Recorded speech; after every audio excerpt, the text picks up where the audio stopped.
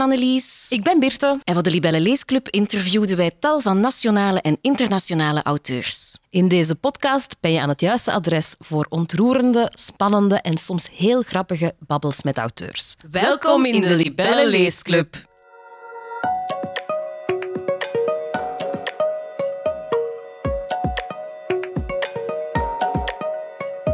Birte, Annelies? mag ik jou een puur hypothetische vraag stellen? Altijd. Oké, komt-ie. Wat zou jij doen als je een brief krijgt van een advocatenkantoor in Londen met de mededeling dat zij een kistje hebben van jouw overgrootmoeder en in dat kistje zitten aanwijzingen en die gaan over jouw stamboom, jouw familieverhaal en ze vragen, kom dat kistje eens even oppikken. Als het een e-mail was, zou ik report phishing doen. Of op de eerste beste Eurostar naar Londen stappen. Wat lijkt jou het beste idee? Het tweede. Oké, want?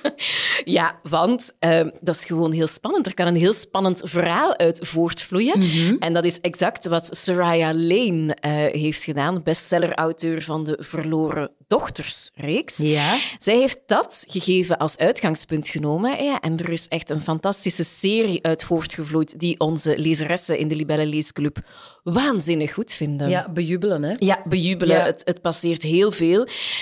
Dus eigenlijk, haar uitgangspunt is dat er 7 jonge vrouwen bij elkaar worden geroepen. Het zijn random vrouwen, geen familie. Hè. En die worden bij een advocaat geroepen en die zegt, hey dames, hier zijn 7 kistjes van jullie overgrootmoeder. Die zijn altijd bewaard in Hope's huis. Dat was eigenlijk een huis waar vrouwen gingen bevallen om nadien hun kind af te staan. Ah. Ja. Dus uit die kistjes zal blijken dat hun afkomst helemaal anders was dan dat ze altijd hadden gedacht. Ja. Wow, oké. Ja. En die vrouwen gaan, in elke roman gaat 1 vrouw dat kistje open doen. En met die aanwijzingen erin is ze eigenlijk op zoek naar het verhaal van haar overgrootmoeder, die dus de oma heeft afgestaan ter adoptie. Zijn je mee, Birte? Ja. Ja. Oké. En wat heel fijn is, waarom we dat ook zo graag lezen, is dat zijn romans in duale tijdlijn. Dus dat betekent dat je het verhaal van de vrouw die aan het zoeken is en dan parallel loopt het verhaal van de overgrootmoeder, die dus ooit in Hope's house heeft gezeten en haar kind daar heeft afgestaan. En op het einde, wordt eigenlijk de puzzel gelegd. Ja, en dat is dus, we zeiden het al, een waanzinnige hit in onze leesclub. Ik heb even gevraagd aan onze lezeressen wat zij daar nu zo fijn aan vinden. Ik heb die in onze Facebookgroep gegooid en ik neem even de reacties erbij. Ik denk, een van de dingen is toch wel Hedwige die zegt dat de personages direct aanvoelen als bekenden. Daar hou ik ook wel echt van. Ja, het zouden inderdaad vriendinnen kunnen zijn, dat gevoel. Hè? Ja. Alsof dat ik nu zou zeggen, Birte heeft zo'n kistje gekregen, ik volg uw verhaal mee. Ja, je bent een vriendin. Mee, Ik ben heel erg benieuwd naar uw belevingen. Nog eentje, haar boeken laten je volledig de rush van het dagelijkse leven on hold zetten. Ook eentje wat kei herkenbaar. Ja. Hè? Dat je zegt van, ik ga even ontsnappen in mijn boek. Ja, heerlijk. En dan nog eentje die zegt, ik heb altijd het gevoel dat ik met de personages in het buitenland vertoef. Dat is logisch, omdat die verhalen zich afspelen. Dus die overgrootmoeder blijkt altijd een verleden te hebben in een ander land. Oké. In Frankrijk, in Griekenland, in Cuba. Dus het is altijd een beetje reizen met de boeken van Soraya Lane. Is het dan vergelijkbaar met de 7 zussen van Lucinda Riley? Ja, snap ik. Dat je die vergelijking trekt. Wordt heel vaak gedaan door lezeressen. Ja. Maar het is in zekere zin wel. Ja. Maar ik vind het qua schrijfstijl veel luchtiger. Ja. De boeken zijn gewoon veel minder dik. En je hebt toch... Ja, Lucinda, er zitten veel elementen bij Lucinda Riley. En je moet ook... Lucinda moet je echt in volgorde lezen. Richting ontknoping van Pa Salt. Dat is bij Soraya Lane niet het geval. Dus in die zin vind ik ze eigenlijk ietske makkelijker. Ietske vlotter en ietske toegankelijker. Nog. En welke heb jij allemaal gelezen? Ze kwam naar Vlaanderen. Ja. Dus ik heb ter voorbereiding haar eerste gelezen. En dan de eerste was de Italiaanse dochter, dus waar het eigenlijk allemaal begint. En dan de Franse dochter. En ik moet eerlijk toegeven dat ik de Franse dochter, de allerlaatste, eigenlijk ook de beste vond. Zeg, en wacht, hè. Jij zei dus net dat hij in Vlaanderen was. Hoe zat dat juist? Waarom? Ja, ze was eigenlijk op een soort Europese tour en ze stopte in Amsterdam. En omdat wij de liefste Vlaamse lezeressen hebben, grote fans van haar boeken, is ze ook 1 dagje naar Vlaanderen gekomen. Wat niet evident is, want de meeste auteurs, grote auteurs, Amsterdam willen ze nog wel net doen. Maar dan naar dat kleine Vlaanderen denken ze, moeten we ook nog naartoe? Soraya wilde dat doen. En wij hadden een heel tof Libelle Leesclub event bij E5 in Aartselaar. Waarom bij E5? Wij hebben een Libelle-collectie met E5, dus sowieso wel een trouwe partner van ons in samenwerking. Maar de Franse dochter speelt zich af in de Parijse modewereld tijdens Wereldoorlog 2. Ja. Dus de overgrootmoeder, die het kistje had achtergelaten, zat een stukje stof in en een ontwerp. Dus je voelt al direct, die had iets met mode in Parijs. Daarom leek ons dat een perfecte locatie. En ja, we hadden 100 dames uitgenodigd. Er waren een paar heren bij ook die een dame of een vrouw vergezelden. Ik vind dat altijd het schattigste ooit, als er op een evenement met Libelle-lezers mannen bij zijn. Ik vind dat ook wel. Ik vind dat zo leuk. Allee. Al is het maar omdat ze dan... Ja, vaak zijn zij ook de chauffeur. Hè? Wel, maar eigenlijk is dat gegeven zo schattig. Ja, ik vond dat ook wel heel schattig. Die moeten dan mee. Zeg, Birte, en jij hebt al een aantal Libelle-events gehost. Hè? Ik ook. Weet jij hoe je onze Libelle-dames herkent? Ja, er zijn enkele criteria. Hè. Het laatste waar ik bij aanwezig was het Kerstcafé. Ah ja. Daar waren ze heel mooi op tijd. Dus dat evenement begint dan om 9 uur 's ochtends of zo, gaan die deuren open. Maar er zijn er wel altijd een aantal vroeger. Ja. En ik word daar wel gewoon keiblij van. Die zijn altijd zo... Dat is zo'n beetje een warm bad. Ja, ik vond dat ook. Ik kwam dus nu bij het Soraya Lane event. De deuren gingen open om 10 uur. Het event begon om 10:30. Dus ik kom met die parking opgereden om 9:30. Ja. Ik zag de eerste auto's stonden al klaar. Heerlijk. Allee, ik hou daarvan. Ik ook. Ja. Nog eentje wat mij opvalt. Voor elk event gaan ze eerst naar het toilet. Dat is zo. En ik doe dat zelf ook altijd. Ja? Want ik denk, nog eerst naar het toilet gaan. Dus er is altijd een rij voor elk event. En ik doe soms van die Libelle-events met mijn moeder. En dan zegt zij altijd... Het gaat zo meteen beginnen. Nog even naar het toilet. Ja, moeder. Ja. Yes. Mijn moeder is ook Libelle-abonnee. Een trouwe lezeres. Maar dat valt mij op. Nog iets dat mij opvalt, Birte, is dat ze voor elk event ook super aandachtig zijn. Als je luisteraars in een zaal wilt hebben, je kunt je geen beter dames wensen. Dat is ook zo, ja. Nog een vierde ding dat mij opviel. Nadien de Soraya Lane kwam nadien, mochten ze hun boeken laten signeren. In tegenstelling tot Hollanders, die zo... Als ze in een rij moeten staan, dan proberen ze toch voor te dringen. Die kunnen dat niet. Ik kan daar niet tegen, hè. Maar onze Vlaamse dames, onze Libelle-dames, staan netjes aan te schuiven in de rij. Ik ben wel ook echt een Libelle-dame op dat vlak. Ik word daar... Dat zijn zo, kennen ze van die heel kleine irritaties in het dagelijks leven? Ja. Ik haat voorstekers. Ja. Dus nog steeds van onze lezeressen. Ja. En nog een laatste dingetje, wat mij toch weer opviel bij E5. Ze houden enorm van shoppen. Ja. Zet onze Libelle-dame in de E5-boutique. En het kot is te klein? Het kot is te klein en ze is vertrokken. Yes. Oké. Dat was heel schattig. Ik had zelf een kleedje aan van E5. Soraya was ook helemaal gekleed door E5. Ja. Hoe tof. Ja, hoe tof. Ja. En Soraya had een aantal outfits mogen passen en zat aan haar favorieten. Ze zag er ook echt heel goed uit. Ja, ik heb die foto's gezien. Ja. En ik was de week ervoor in Lier bij E5 gaan shoppen, omdat ik dacht, ik moet nu toch een E5-kleedje aandoen. En...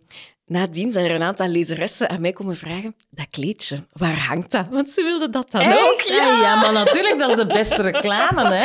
Oh, dat was zo schattig. En dus de moeder van Christel is onze flowmanager op Libelle, die was er ook. En haar mama heeft hetzelfde kleedje gekocht als ik. Ik heb daar een foto van gezien. Heerlijk. Ja, in de 80, denk ik dat het wel van Christel is. Dus wij delen hetzelfde kleedje. Maar dus, Birte, waarom zeg ik dit allemaal? Omdat ik het fijne gesprek met Soraya Lane ook heb opgenomen. Oké, perfect. Voor onze podcast. Dus ik stel voor dat we daar integraal naar gaan luisteren. Het was eigenlijk perfect. Een heel warm gesprek. mannelijke luisteraars die zeggen, oh, echt waar, moeten we daar naar luisteren? Het duurt 25 minuutjes of zo, dus spoel gerust verder om ons hier nadien nog even terug te horen. Tot straks. En aan de andere dames zou ik zeggen, veel luisterplezier, want hier komt Soraya Lane.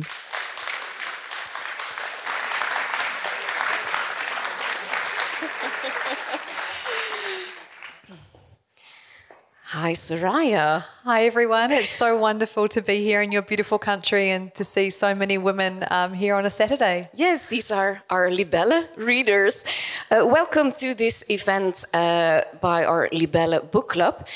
You've come all the way from Zealand, New Zealand. Is it the first time you visit Europe? It is the first time, and it's my first time here in Europe and my first time, obviously, here in Belgium. So it's very special to be here today. Oh, although you've written your books about Europe, it's your first time here.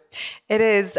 During the pandemic, we had very strict lockdowns in New Zealand. I'm sure many of you will know what it was like being at home and not being able to travel or go anywhere else. And at the time, for me, all I was dreaming about were all the wonderful places that I wanted to visit and to travel to. So I spent so much time researching all the amazing countries in Europe that I couldn't wait to travel to. And I think it helped me to deal with being at home and, during the pandemic. And then also wanting to share with my readers, traveling to beautiful places, falling in love, meeting people, discovering family secrets and all those wonderful ingredients that hopefully make for a great read. Yeah, absolutely. What I'm wondering, because you're from New Zealand, is it kind of exotic to be here in Belgium? It is. It's very exotic. I know you're used to seeing, seeing so many beautiful buildings and being here. But for us from New Zealand, it's such a new country, and we lost many of our buildings during the earthquake in Christchurch, where I'm from, about 15 years ago. And so we've sort of lost that lovely architecture and those older buildings. And so to come here and to see, so many incredible buildings and the beautiful architecture. We've also been in Amsterdam yesterday, which was also so beautiful, and in London and in Germany as well. So it's been wonderful seeing so much of Europe. Okay, and afterwards you're going to Paris? Yes, we're going to Norway first, and then we're going to Paris at the very end, so it'll be great. Okay, so you're going to visit the country you've written about, the city. Oh, wow. Well, today we're here, of course, to celebrate the success of your wonderful series, The Lost Daughters, which is quite remarkable because it was not your first book. No, it's not. So I have been writing for about 15 years now, but this series, I feel like I'm really writing what I would call the books of my heart, and they're books that I've always wanted to write. I've thought about this series for such a long time, and it's incredible to now see the books published, to have such success here in Belgium and in Holland. It's phenomenal to just have so many women reading my books. Yeah. And tell me about the first books. It were, I think, historical novels, right? Yes. Yeah. So I also write World War II fiction. So I've written many historical novels, also set in Europe. So I have been dreaming about European cities for many years. Okay, but they're not translated into Dutch, right? I think lots of our readers ask me, "Oh, can we read them in Dutch?" No. Hopefully very soon. So watch this space. Okay. Well, Soraya, this series is a tremendous success. I mean, the readers of our book club really adored it as from the first book. Do you know why it's such a success? I think, going back to what we felt like during the pandemic, and now with, there's so much sadness and terrible things happening in the world. And I think reading a book like this, or for me, writing it anyway, I feel like it gives us hope, and, it's exploring all those themes of hope and falling in love and traveling. And I certainly hope that my readers can escape, whether they're reading the book for one day, for 2 days, for over a week, that every time they pick up the book, they can feel like they're escaping into something that's happy and makes them feel good, is most important. Yeah, I see some people not. I think it is. You're often compared to Lucinda Riley, and I did it as well in Libelle. Do you think it's fair? I mean, is it annoying to you? It's not annoying. I mean, Lucinda Riley was one of the most incredible authors in the world, and she touched so many readers with her wonderful books. I think the comparison is, I think our books are very different. I think we're both very different writers, and I think if you've read both my series and the Seven Sisters series, you would know that they are very different stories. But I think the fact that there are, a number of books you can read, and we're exploring the same themes of things like family secrets and falling in love and going to different destinations around the world. So I'm very flattered by the comparison. I think we're different, but I love the fact that so many of her readers who celebrated her Seven Sisters series have gone on to enjoy the books that I've written. Yeah, absolutely. Yeah. To the audience, who read Lucinda Riley? Oh, okay. Wow. Okay. That's wonderful. Yes. Regarding the series, the series and the last one, the French daughter, what struck me was that the women you described, the main characters, are so strong, and they have so much resilience, and in Dutch it is veerkracht, which is, I think, incredible. I mean, even when they're heartbroken, they don't drown in sorrow or drama or self-pity. Wow. Yeah, I think women are very resilient. I think, we probably don't talk about that enough, about, we can face so many things, whether it's tragedy or love or, I think it's, we go through so many different experiences, and women are very resilient. But I love writing about strong women, and I want to write about the types of women that I admire and the types of women that I come across in my life. And I certainly hope that for my readers, they connect with those women and enjoy those characters. Yeah. I think that all of your daughters might be a friend of mine. For you to say? Yeah. I feel the same. And when I'm writing their stories, I want to feel like the women I'm writing about could be, my friend or my sister or my mother or grandmother. And the men that I'm writing about, they're the type of men that I think many women hope to meet and will treat them well. Or, many of the men in the historical part of my stories may not be so nice. No. But I think it's nice to have that hope. And I do fall in love with all my characters when I'm writing them. About those men, there's always this love line in your books, but I made a podcast about steamy romance, and your books are not steamy. The love scenes are not steamy. Have you thought about that?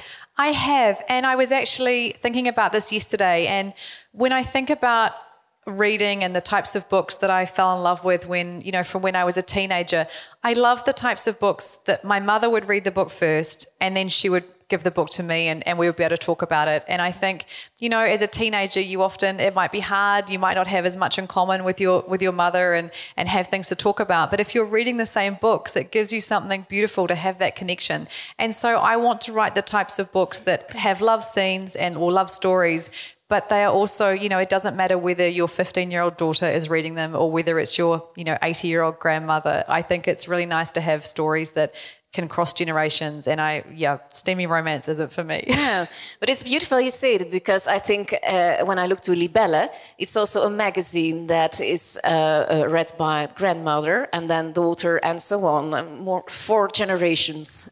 I think that's really lovely, and I think it's nice for women to be able to connect no matter what age you are. And I have one reader who emailed me recently, and she was 90, and she said to me, I was impressed that she emailed me, and she said, I think I'm your oldest reader, and I want you to write the books faster because I don't know how much longer I have. Oh, wow.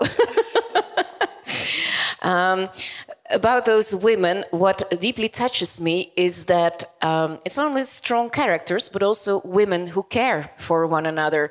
I mean, when you have this, I don't think I spoil anything. I've said the premise of your series is that there's a house which was established for women to give birth. And those women had no one else to turn to. That really touched me, how women can support each other. Look, I think so. And I'm sure there's many of you here who are mothers and have your own children. And reading those scenes can be hard when, you have these women who have no one else and they're pregnant and you know what they're about to go through. And for me as a mother, I have 2 sons, and I find those scenes really hard to write because you immediately imagine yourself in that situation. And I think it's nice to write about women helping other women. It's very important to me. Yeah. We're here today at E5 Mode, which is a partner of our magazine, because your latest novel is set in this fashion world. It starts in Paris in 1937. What do you know about that period in terms of fashion? I think it was a very interesting period. When I was researching it, what really struck me was that there were so many men who were designing clothes for women, but then, you had Coco Chanel, who was obviously very famous at the time, and researching her in particular was fascinating to see how she was flourishing and doing so well in what was really a man's world. And I think we think of fashion now and we have so many women who design clothes and own fashion stores, but back then it really was men designing for women. And so that was interesting, exploring that, and even knowing that there were amazing women designing clothes, but they were doing it without anyone knowing, and a man's name was on those clothes. So that was my most fascinating part of researching that time period. Yes. It's set in World War II. I mean, we start in 37 and then I think it ends in 46, I think. Yes, I think so. What fascinates you as a New Zealand writer about this European World War II? Everything fascinates me. But in terms of the World War II itself, New Zealand soldiers fought alongside soldiers from your country, and both of my grandfathers, were fought in World War II and stood side by side with their European allies. I have a great uncle who is buried not far from here, and I think so many people from this side of the world, particularly women, cared for many of those men, from New Zealand and Australia.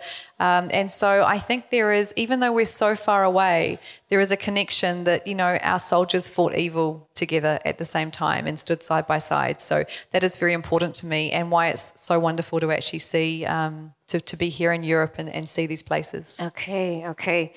Soraya, if you were given a box like the daughters in your book, and it turned out that your life and everything you thought you knew would turn your family upside down, it would turn you upside down, would you open it? Of course I would open it. I think I would stare at that box and not be able to help myself. I think it would be impossible not to open it and see what was inside. But you're right. Once you open it, your whole life can change and turn upside down. So, but I think, would you open it? I don't know. The funny thing is, what struck me, that you say that those characters feel like it's their duty to seek for the truth. I think so. And I think there's that, often my characters, their grandmother may have died or their mother may have passed away. And I think they feel that if they don't open it and they don't go on that journey and try and find out what those secrets mean and discover those answers, they might, it is their obligation. It's almost, but then in my series, as you will know, it takes them on a wonderful journey, and there's lots of emotions, but it is, normally a happy ending. Yeah, yes. Oof. A question about New Zealand. When I think about New Zealand, to me it's all green. It's all nature. Do you live in a kind of cottage house surrounded by nature? We're very fortunate. So we live on a small farm. So we're in Christchurch in the South Island of New Zealand. And we're about 25-minute drive from the city. So, what's really for us here in Europe, seeing, you all have to travel often such a long way to get places. In New Zealand, we're very lucky. Everything's close together. So, you can be in the city and, you drive 15, 20 minutes and you're in the countryside. So we're very fortunate to be surrounded by green. So we do, in New Zealand, we do have, lovely countryside. We're very, very fortunate. And that's my favourite thing about where we live, is looking out and seeing trees and grass. And we have our 4 horses, and we also have, 2 dogs as well. So I love being surrounded by animals as well. Okay. And do you kind of a writing routine Yeah. Yes, I do. So as I said before, I have 2 children, and so they leave home about 8 o'clock in the morning. And so I'm normally at my desk sort of 8:15, 8:30, and I write the whole time they're at school. So it's, I'm very strict. I try and write 2,000 words every day. That's my normal target. When I'm writing, if I'm editing the book, then it takes a lot longer, and I spend a lot of time just sitting there and reading through the pages. But no, I'm very, very disciplined with my writing. I have to write a lot of books, so I have to be. Yes, and now we were able to read The French Daughter. I think within 2 months, the next daughter will be published. Yes, so we have, I think it's June 23rd. I hope I've got the date right. For the next book in the series, and so that will be The Argentine Daughter. Argentine. Yeah. That's not Europe. So it's a little bit different, but I think I really thought it would be, just fun to go somewhere different. We have the main character starting in London, as we do with most of all the characters in the present day. And I was sort of trying to think of somewhere just a little bit different for this one. So hopefully my readers enjoy going to Argentina as well. Oh, wow. Looking forward to it. I'm going to ask the readers here, who of you has a favorite book in the series? No one. No? Well, I have. To me, it was The French Daughter. Okay. Yeah? I think a lot of my readers, I know my editor in Holland has said that The French Daughter is her favourite, which has been great. Yeah, yeah. Is it your favourite as well? I always say, so I will have a favourite, and when I was writing The French Daughter, that was my favourite, but then as soon as I start the next book, that becomes my favourite. So I feel like it's whichever book I'm writing at the time is my favourite book. Okay, I understand, Soraya. We're talking about fashion. We're going to have some style advice from Eve for our readers. How important is fashion for you? I mean, you really look pretty, adorable. I was so fortunate today to have this amazing outfit to wear. The minute I tried it on, I just loved it. So I feel very comfortable wearing this today. But I think fashion is very important. I think, the clothes that we put on, they affect our mood, how we're feeling. I spend a lot of my time in my office at my desk wearing my pajamas or just wearing, casual clothing. But you put something like this on and it changes the way you feel. And I feel very fortunate to be wearing this today. Yeah, I understand. Do you kind of have a personal fashion rule? I love a good jacket, so I often wear a blazer. I spend a lot of time I love jeans though. But I always think, you can put a pair of heels on and suddenly you feel quite special, like you're going somewhere. But most of the time I'd be wearing sneakers, jeans, and a nice blazer is normally that's normally my fashion style. And pajamas. And pajamas. And pajamas when writing. Okay, thank you very much, Soraya. Now I'm looking to the audience. Some of you might have some questions for Soraya, and then I'm happy to pass it on or translate it. If you had to make a box yourself, what would you put in it? Interesting question. That's a very interesting question. Do you know, I spent so much time thinking about the boxes in the book and all the different things we could have in there. But my favourite ones is when there's a piece of jewellery. I really love if there's a gemstone or a piece of jewellery. I think a photograph is lovely. In the first book, The Italian Daughter, we had a part of a program from I'm trying to think, it was the La Scala Theatre. And I think that I would probably put in there like a piece of jewellery, maybe either a letter or a photograph, and then like a little something like from a newspaper at the time, or that would probably be my pick. Yeah. Nice. Good question. Yes, nice question. Anyone else? Yes? Okay.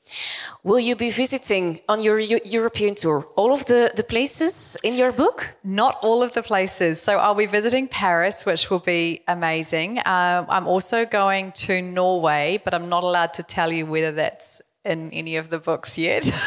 Oh. We're not going to Italy. Cuba was book 2, and we won't be going there. That's obviously a different trip. But I'm the one place I would have loved to have gone was Italy. So it's a shame we're not going there. But next time, we've had such a wonderful response here in Europe. So hopefully we'll be back again soon. And we can go there. It's a lovely country to have to pass your holiday. It's a very nice country. Yeah, wine and food and you should. Okay, another question? Yeah? Oh, yes. That's a great question. I definitely have advice. I think, what I would always say is that the most important thing to do is just to start writing. I think you can read so much about how to write and do courses, and although those things are very important, the best way to learn how to write is just to write. And if you're already a reader and you love reading books, I think you just need to my advice would be to every day try and write a little bit. So even if it's only, 100 words or 2 paragraphs, doing it every single day, I think puts you into the habit of writing. And then as soon as you finish the first piece of writing, set it aside and start writing something new, because you go back to it a month later and I think you have a new perspective on the story and you can read it with fresh eyes. I often actually print my work out so I can read it in hard copy, because I think it's different seeing it on the screen to reading it on paper. But I would say just to start writing and really start to develop your voice, and every single day you sit down and write, I think you get a little bit better. So that would be my biggest piece of advice. It's interesting because you were a self-publisher, right? Ja. Dus in het begin had zij geen uitgever. Ze is eigenlijk gewoon zelf begonnen. I did sell to a traditional publisher, and then at the time ebooks were becoming very popular, and so I self-published one book, which was my first historical novel, because my agent actually told me that no one would buy it. Oh, and wow. so I thought, well, I've written this book and I'm very proud of it, and I'm going to put it for sale as an ebook. And then a publisher read it about 6 weeks later and bought it. So Bam. it was a very short time self-publishing. Okay. Yeah. Another question? Can you give us a spoiler about your next Argentine daughter? Okay, so my spoiler would be that it is, so it's set in Argentina and it's around playing polo. So I love horses so much, and I really wanted to share that experience with my readers.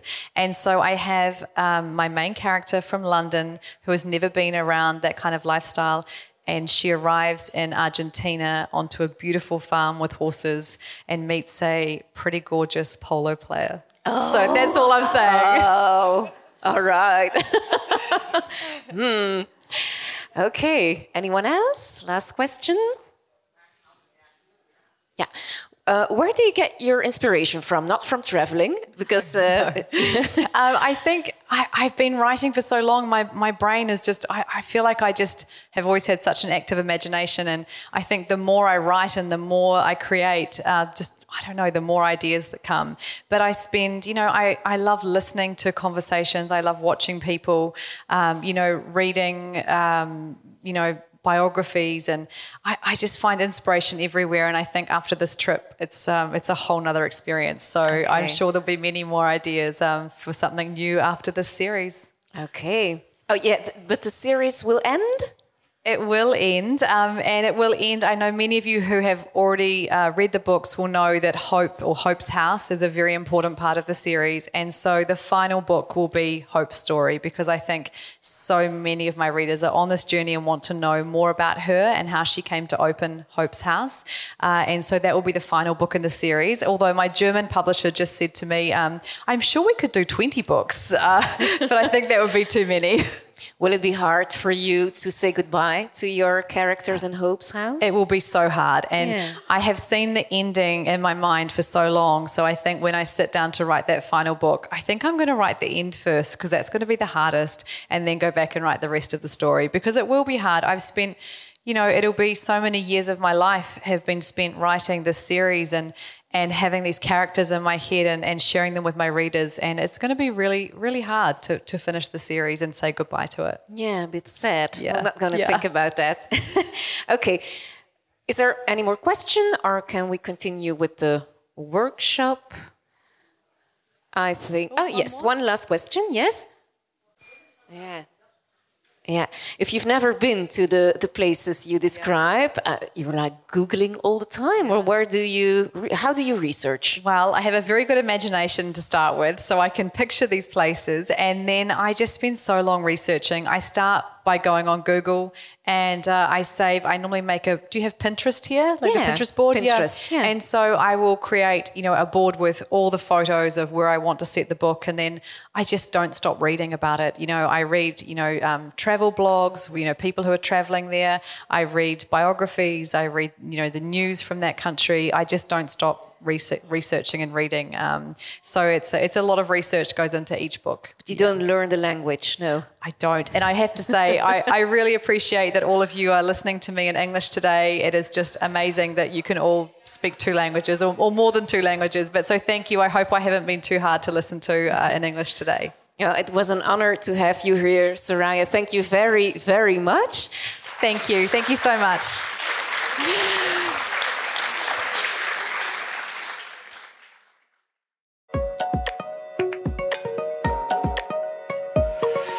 Soraya klinkt wel echt een toffe. Ja, ze was heel blij ook met onze Libelle-dames. Ja. Wat ook schattig was, haar echtgenoot was erbij. Hè, want ze maakte een soort tour door Europa. En ze had niet veel zin om dat alleen te doen, dus haar echtgenoot was erbij. Ja, ik snap het wel. En dus toen zij dan mij moest signeren en met al onze lezeressen op de foto moest, kwam die een beetje praatjes slaan met mij. En hij zei, dit was echt heel goed, omdat... Op voorhand was het toch een beetje zenuwachtig dat er geen volk zou zijn. Wat elke auteur heeft. Hè, zo. Ja. Ik heb zo echt al heel gênante interviews gedaan met auteurs. Dan zit er zo vervelend. 5 man en een uitgever, hè? Ja, letterlijk. Ja, ik weet het. Ik heb dat ook al gedaan. Het laatste voorbeeld dat ik me kan herinneren was het 5 man inclusief de uitgever. Super zonde. Ja. En ik voel me daar dan ook deels verantwoordelijk voor, ook al kun je daar niks aan doen. Maar jij bent een interviewer, hè? Je bent zo'n beetje... Je maakt dan al kennis op voorhand even met die auteur. Je komt daar samen binnen, je neemt plaats, geïnstalleerd je geeft die een flesje water. En dan ook gênanter, dan wordt de microfoon gezet en dan denk je, oké, maar voor 5 man kan het ook zonder microfoon, hè, dat gegeven. Dat is super gênant. En dat is gênant voor ons als wij interviewen, maar ook voor die auteur is dat een beetje sterven, want je ziet gewoon een lege zaal.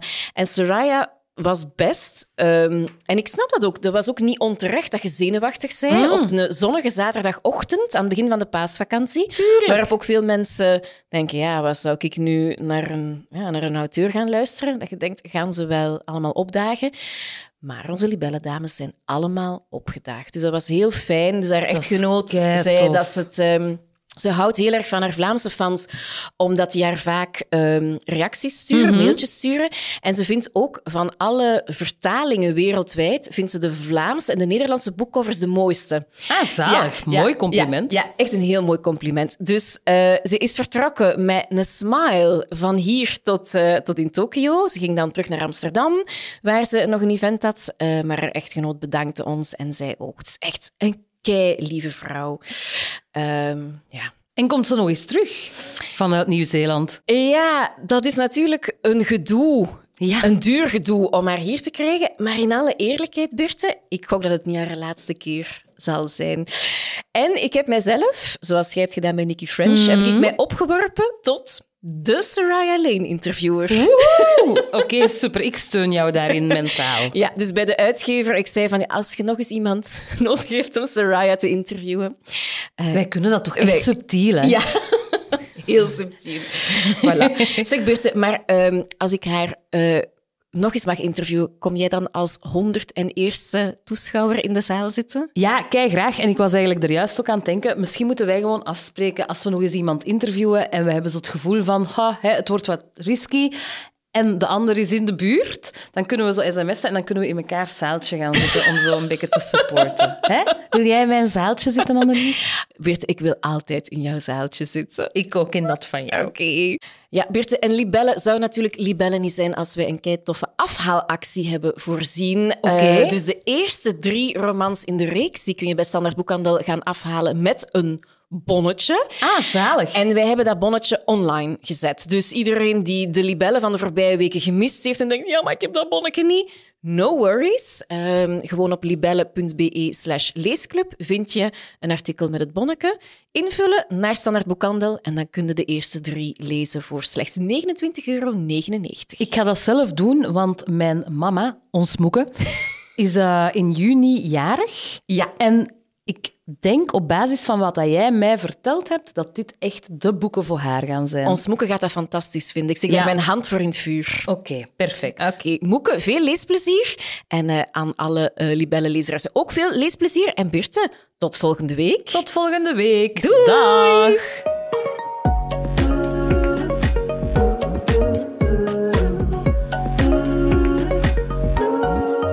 Bedankt om te luisteren naar de Libelle Leesclub podcast. Vond je deze aflevering leuk? Laat dan een beoordeling achter in je favoriete podcast-app. Dat helpt ons enorm om nog meer boekenliefhebbers te bereiken. En vergeet ook zeker niet om deze podcast te delen met vrienden, familie en iedereen die van lezen houdt. Wil jij op de hoogte blijven van nieuwe afleveringen? Abonneer je dan op onze podcast en mis niets.